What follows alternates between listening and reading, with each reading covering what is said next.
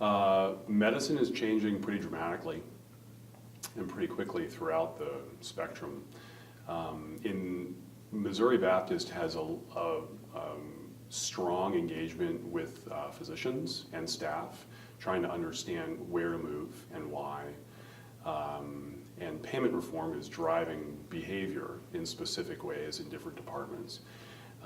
In the emergency department, we're specifically focused on not only preserving quality care, but improving care, improving the metrics that we look at in terms of quality outcomes and throughput metrics, and doing it with a close eye on our financial performance, because that's part of the reality of medicine today. Increasingly, the facility is looking to be a collaborative part of BJC, and to understand how to really leverage the integration between facilities, which in the past hasn't been top of the list of priorities, because we could stand alone and be very successful.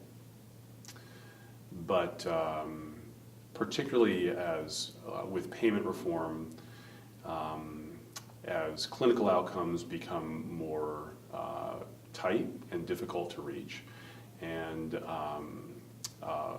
the cost of doing business is increasing, but reimbursement is going down. We're all looking for the same sort of holy grail in healthcare delivery, which is improved access for patients, improved quality, that's clinical quality, and also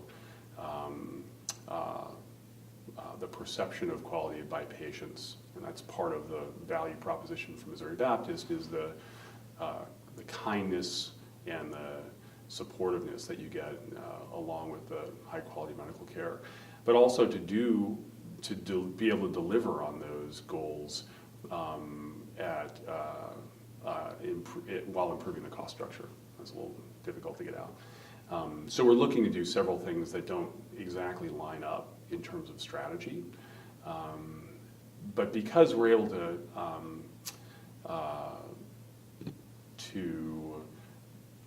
identify the goals at a high level, both within BJC and Missouri Baptist, we can keep those pillars of performance, if you will, in the front of our mind while we're developing clinical service lines or performance improvement projects within any individual department. So in the ED, we might be looking at clinical quality in stroke or sepsis care or STEMI care, and it's relatively clear to understand how those impact patient care. And we also look at patient satisfaction data, like many institutions do, and it's really part of developing an entire package in the ED to understand sort of what we bring to the table to the institution and what performance really looks like.